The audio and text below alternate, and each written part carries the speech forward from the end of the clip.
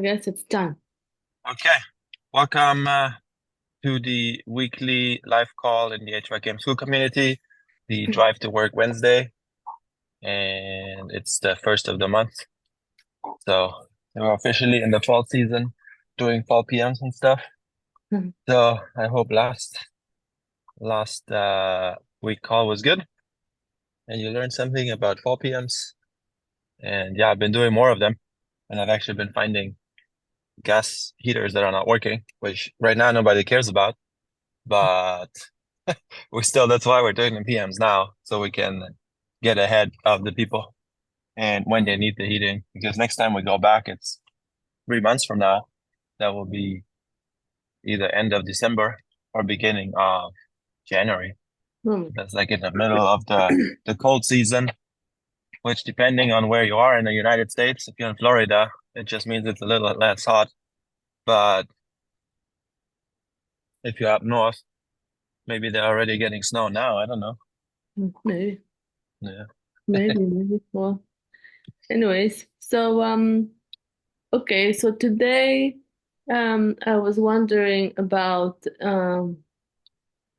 installations of air conditionings. Um, is there any Installations, huh? installations? Yeah, on your we're gonna put in air conditioning in. How does Huh. that? Huh. Is there like That's a good question. specific points um that you have to go in? Christian is coming in on the call too. Oh, nice. Yeah, he was trying to reach me yesterday. He's doing a call that he needs some help troubleshooting with. Ah, okay. Well, maybe we can talk about But that too. yeah, I mean, is he on now or He's on, but he has okay? his Okay, uh that's fine. audio Hello, on mute. Christian. It's okay. Yeah, so to answer your question, to be very honest, I Mhm. am probably not the best person to ask about installations Ah, because I am coming from a service background and ah, I've been working in facility services. So most on what I focus on is service. And also now that I'm full-time working on air conditioning for the past years, it's still in a service capacity. So I'm a service technician. So I go on site and I try to repair the equipment that's already on site. And yeah. we rarely do new installations. Like we do them, but it's usually rooftop swap outs. So we just have a crane, we disconnect the old unit, we undo the electrical, all the gas if it has gas, Mm-hmm. and all the piping and stuff. And then we have a crane that lifts the old unit off the roof, and then they put the new unit on, and then it's pretty straightforward, honestly. Like you have electrical, so you sometimes you need to upgrade the electrical Mm-hmm. and change disconnect boxes or Mm-hmm. wire sizes or breakers. Mm-hmm. Usually heating wise, it stays the same because the customer tries to go with the same unit or the same setup because that's what's already for the design. Mm-hmm. But yeah, you usually need permits and you need to organize it. You need to have the unit available. You need to purchase the unit. The unit needs to be um, like delivered, which sometimes there's delays on it. And then, yeah, once you install it, you put all the piping in, and then obviously you have to start it up. You have to make sure all the readings are good, all your tests are good, all your voltages and amperage for all the components that are running is good. So, and honestly, on residential, I don't think I've installed like a unit in a residential setting because I've always been on commercial. And it's just, I mean, I've installed split systems, which is basically what residential is. But on residential setting, you are in somebody's house. And when they're there, I imagine you would have to take more care um, in their house or apartment or wherever you're installing it, and be like on the very careful side of like protecting their property and their belongings and stuff. So I feel like it's more of a direct relationship with the customer and talking to the customer or figuring out when they have time, when you can get in there. Because I don't know how people feel about it if they will leave you in the house by yourself, or if they want to be on site. Like I just have no experience with it. So yeah, but that's a good question. I should look into that more. Should become an installation tech for a few years and find out how that works.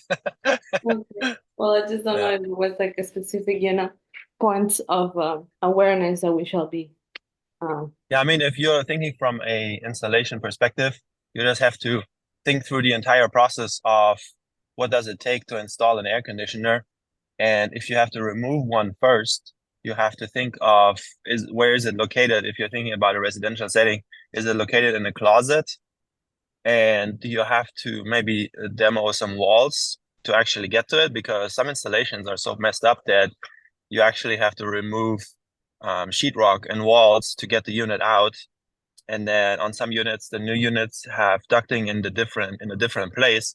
You will have to change the ducting. So you have to make sure that the measurements are correct, that you have space for it, and also that the heat load of the building that you're trying to cool down is adequate, or like the unit size is adequate to remove the heat from the building. Because a friend of mine, she bought a house, and I think it was a 3-ton unit, but based on the size of the space and the heat load, because they added what's it called? I forgot the word, but it's Attic? like a winter garden or something, Uh-huh. where you have like it's an added room, but it's all glass and it's facing the south side of the building. So since it's glass, the sun gets right into the building and heats up the entire building. So since they had this addition, they didn't upgrade the AC system. So now the AC is struggling to keep up, even though it's a new system and it was enough before. But that's like things that you have to think with. And then when you're reinstalling it, like look at where all the pipes land, like where is your drain pipe, where is your electrical coming in, where is your, if you have a furnace, where is your gas line coming in?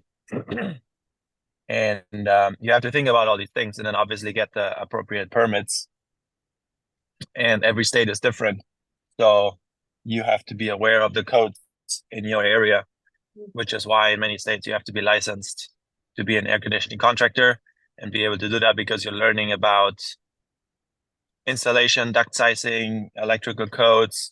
You're learning about building codes. And also you have energy efficiency in the building, because you want the heat out of the building. So when you have improper installation, for example, and then your brick walls heat up, and then the heat gets into the building through the brick because you have inadequate insulation, that might not necessarily be a problem for you as an air conditioning contractor, but it will affect your equipment. So if you're sizing it and then the building doesn't get below 76 degrees and the person wants it at 72 degrees because you miscalculated because you weren't aware of the insulation, for example. There's just things that I can think of as being in the trades and talking to people, even though I haven't really installed air conditioning in residential setting.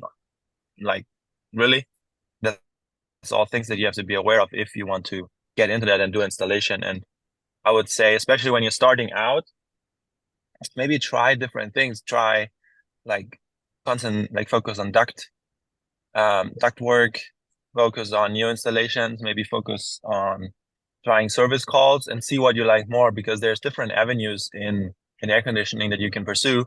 And some people really love installations and some people really love service, and there's different parts to it. So you might not really enjoy one thing, but then you might enjoy the other thing even more. So Okay. Alrighty then. Okay. yeah. Well, that was my question. And then, so now that the winter is coming, now we are aware of the air conditionings, and there are different systems. Do they all do gas, or how did they make the heat? Let's say, I guess that would be a stupid question, but I just never thought about I it. mean, there is no such a thing as a stupid question. I mean, there could be if you ask the same question like 20 times, maybe at some point, but not really. I mean, the three main sources that I know of is electric heat, where Mhm. you just, it's also resistance heat, where you just have an electric wire and it usually coils Mhm. and you apply voltage. And since the wire provides resistance to the voltage, to the electricity passing through it. It Mhm. heats up, and then your indoor blower moves air across that heated wire, Mhm. which then heats up the air. So that's what I see the most common. Mhm. And the second most common that I see is natural gas. Mhm. Sorry. But that is more involved in my eyes because you have more components in a gas application because you have a gas valve that needs to open and close. You have what is called an inducer fan, which basically blows air that mixes the air with the gas. Then you have burners. You have an ignition, like a spark ignition. Mhm. So that's a different component. Then you have a flame sensor, and you have a pressure switch that makes sure that your inducer fan is running. So you have added components and added complexity. Mhm. But efficiency wise or cost wise, I think, as far as I know, gas is more affordable, more efficient because it's cheaper in the long run and it heats faster, as far as I know. But those are the two that I mainly work on. Mhm. And then some people mentioned oil, Mhm. which I've only heard about, and I don't really know how that works, but oil furnaces. So I guess it's similar to gas, Mhm. only you're burning oil. So I imagine it's more dirty because when you're burning oil, you get a lot more soot and stuff like that. So I don't know if you have to just clean them out more often or what's the maintenance, what's the component, what's the safeties on those. But Yeah. yeah, just to be aware on like heating, one of the things that I would always recommend, especially if you're newer, always um air air go wrong on the side of caution on heating because heating is very easily messed up where if you bypass a safety, for example, and the heater doesn't stop when it's supposed to stop, you can very easily create a fire. So all the places that I've worked for, they always say like if you have to get a customer up and running and cooling, okay, bypass a safety, and then we'll quote it and get back and fix it, Mhm. but never on heating. Like if there's an issue with heating, never bypass a safety because it's just too like you put lives at risk like immediately. Mhm. So that's something that to be aware of on heating. And yeah, just I guess stock up on parts that are heating related. Like already my supply house, they told me, yeah, make sure you stock up on the most common gas valves, on the different safeties, Mhm. and just have them on the truck because especially when it's cold outside, you don't want to have second or third calls going back to the customer, like one call to go on the side to find out what is needed, and then you have to go to the supply house, buy the parts, go back. It's like additional trips and it's additional delay in heating for the customer, which air conditioning is there for the comfort of the customer Mhm. because that's all you're making. You're making the space comfortable for them. So if you're cold, and you can provide the comfort, then it's very likely that they get upset, which then doesn't reflect good on you. So I mean, obviously, if you're starting out, you don't really know what you need. But usually, if you work for a company, they have a truck stock, and you can also ask the technicians in your area that you work with, like what are some common components.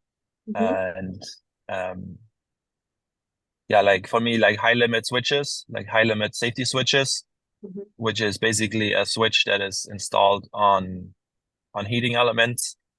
They sometimes go bad, just the contacts go bad, but Mhm. it's a safety measure where if it goes above a certain temperature, it Mhm. just cuts out the power fully, and you have to go back there and replace the components because obviously if it goes that high, then something is wrong with the system, and it's there to prevent fires from starting. So it's things that I have on the truck because sometimes not necessarily the safety itself goes bad, but just the contact on the safeties go bad.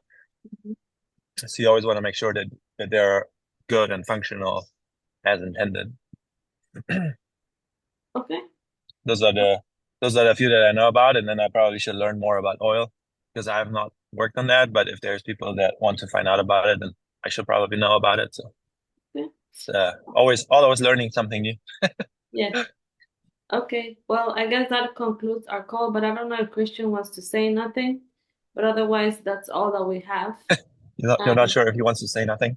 I mean, he Um, can say something if he has a question, but he already asked me he has a call that he needs some help with troubleshooting, so I'll try and get with him in a little bit. yeah, And he just put on his microphone, so I guess he can. If you want oh, it, okay. yeah, Christian. Hello. Hi. Hey, Christian. Good morning. How are you? Good. Very good. Just here in therapy for I had injury in my hand, right hand. Yeah, So I'm here. So just I listen, but I'm glad to be joined to this video and nice. learning. Nice. Did you understand everything? Was everything good or what? Yes, I almost done. Okay. Okay, cool. Good. And no specific question right now, except for the call that Uh, you're going to or what? well, probably in the next days I'm going to fix it. A train package unit is not the RTU. It's a little small one, and I think the my question is, well, I found all the unit frozen. It's frozen. I put my gauges on it, and all the suction line goes to zero, and so probably the TXV, right? It could be, yeah. Does it have a reversing valve on it? Yeah, all the way Is down. it a heat pump? No, No. no. Okay. Yeah, if you get the suction, if your suction side goes all the way to zero, I mean, I Mm-hmm. would look if there's a valve that's closed or something, because that means a full restriction, and I don't see it very often that TXVs go fully Yeah. restricted. They usually fail halfway open. And so all the way going to zero is unless you must have a full restriction somewhere. So it's either your filter dryer is fully clogged, which I also don't see very often, and maybe there's some kind of valve or something that's closed. Sometimes they have shut-off valves, but if you're saying Mm-hmm. it's a package unit, they don't really have the pump down valves. So we would have to go over. But yeah, it sounds like a full restriction somewhere. Yeah. So my point is to replace the uh TXV and the dry filter.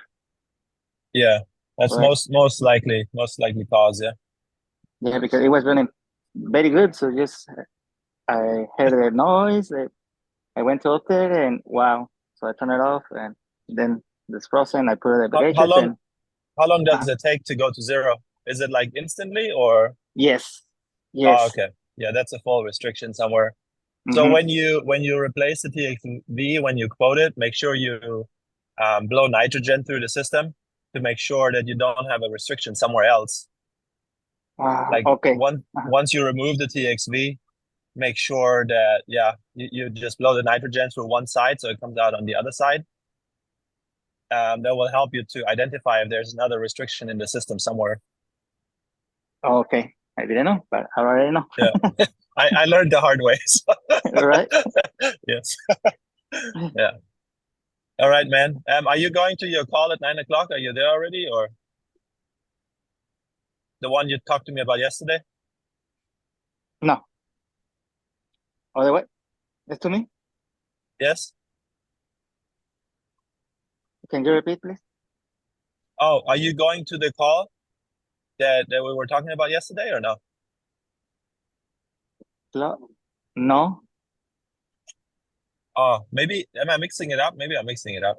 I thought Oh, we were talking yesterday. No, you asked me no. about a call. No.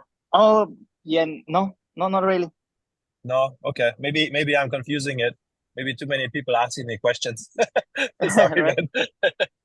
Okay, cool. Well, feel free to join whenever you can. And if you have better time that you think is better, then let me know because we're trying to get more people on the call so we can help more people with questions. Okay, cool. Thank you so much. Yeah, no Okay. worries. Okay, have a good day, man. All right. And that's Bye. bye, y'all. Okay, bye. Bye.